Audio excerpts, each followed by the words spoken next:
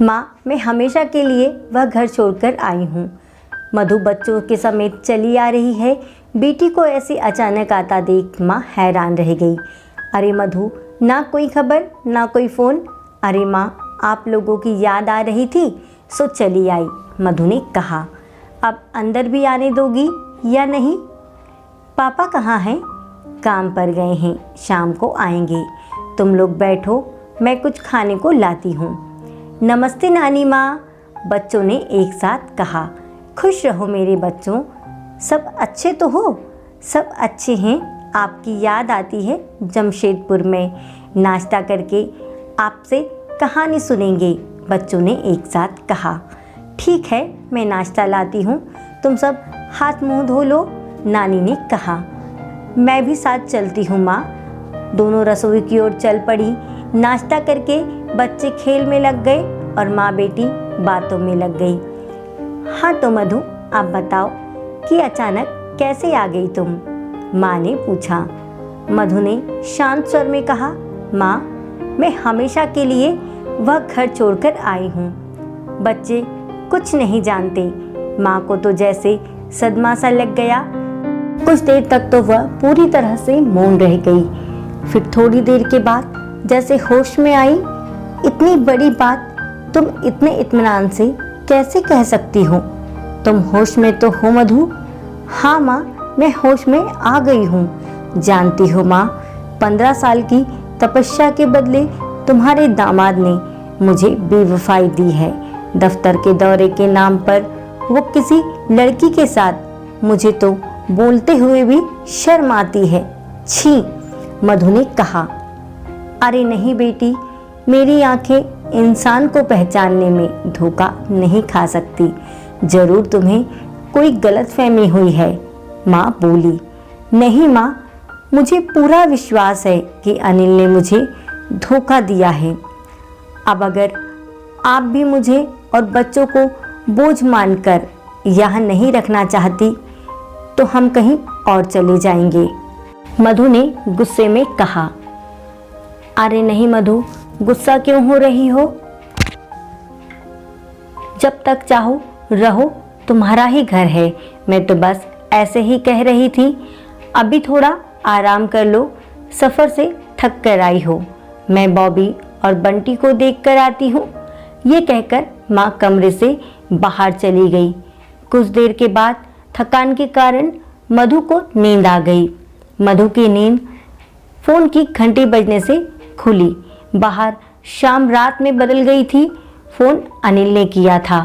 मधु के हेलो कहते ही अनिल ने कहा, मधु कहाँ हो तुम? कितनी देर से दरवाजे पर खड़ा आवाज़ लगा रहा हूँ। फिर देखा तो दरवाजे पर ताला लगा हुआ था। कहाँ हो तुम? जल्दी से आ जाओ। मैं वो घर छोड़कर आ गई हूँ, बच्चों को भी ले आई। अब आप आराम से अपनी ज़िंदगी जी लेना। मेरे तरफ से आप आज़ाद हैं और आगे से मुझे फ़ोन करने की ज़रूरत भी नहीं है। मैं तो बात करना भी नहीं चाहती थी, पर बताना ज़रूरी समझा। कहते हुए मधु ने फ़ोन रख दिया। अनिल ने बोला, देर ना करते हुए तुरंत जमशेदपुर से रांची जाने का फैसला किया। गाड़ी चलाते हुए भी उसका दिल और दिमाग मधु के बारे में ही सोच रहा था। तेज गति से गाड़ी चलाकर जल्दी से वह अपने ससुराल पहुंच गया। घर में सभी खाना खाकर सो रहे थे। घंटी बजने पर मधु के पापा ने दरवाजा खोला। अनिल ने पिताजी के चरण स्पर्श किए और अरे अनिल बेटा, आप अभी आने वाले हैं? मधु ने बताया नहीं। शायद अभी तक पापा को मधु और माँ ने कुछ नहीं बताया। अनिल ने मन ही मन में सोचा, जी पापा जी, अचानक ही कार्यक्रम बन गया।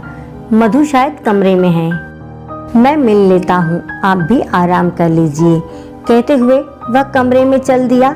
मधु सोई नहीं थी, कमरे की बत्ती जल रही थी। बच्चे नानी के साथ सो रहे थे। अनिल को देखते ही वह गुस्से में बोली, मेरी जिंदगी बर्बाद करने के बाद चैन नहीं मिला जो यहाँ पर आ गए। सुनो तो, क्यों इतने गुस्से में हो? आखिर किस बात पर इतना बड़ा फैसला किया? कुछ तो बोलो, अनिल ने कहा। पिछली बार जब तुम टूर पर गए थे तो तुम्हारा फोन एक लड़की ने उठाया था और आज भी जब दोपहर में मैंने फ़ोन किया तब भी आखिर कैसे कोई लड़की तुम्हारा फ़ोन उठा सकती है? टूर का बहाना बनाकर किसी और के साथ। छी। मधु बोली, हे भगवान, इसके लिए तुम मुझे इतनी बड़ी सज़ा दे रही थी। मेरे साथ जो परेश काम करता है ना, ये उसी की शरारत है। उस रात भी उसी और कल भी उसी ने फ़ोन उठाया था। मुझे पहले ही बता देना चाहिए था तुम्हें।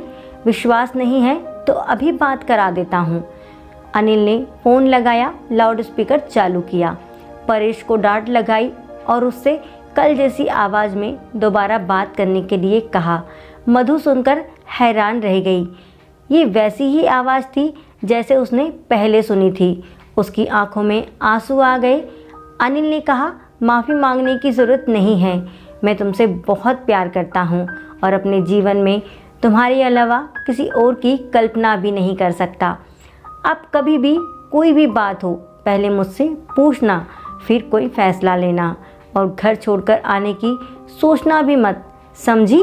कहकर अनिल ने मधु को गले से लगा लिया। मधु ने भी अपने कान पकड़ लिए और आगे से शक करने से तौबा कर ली। दोस्तों, गलतफहमी की वजह से कई बार रिश्तों में दरार आ जाती है या रिश्ते खराब हो जाते हैं और ख़ासकर पति पत्नी के रिश्ते में तो दरार आ ही जाती है। छोटी सी गलतफहमी आपका घर पूरा खराब कर सकती है, इसलिए बिना सोचे समझे कभी कोई फैसला ना लें। दोस्तों, आपको ये कहानी कैसी लगी कमेंट में ज़रूर बताइएगा और अगर आपको ये कहानी अच्छी लगी तो please like, share and subscribe ज़रूर करें। जय हिंद, जय भारत। फिर मिलेंगे अगली कहानी के साथ दोस्तों। वंदे मातरम।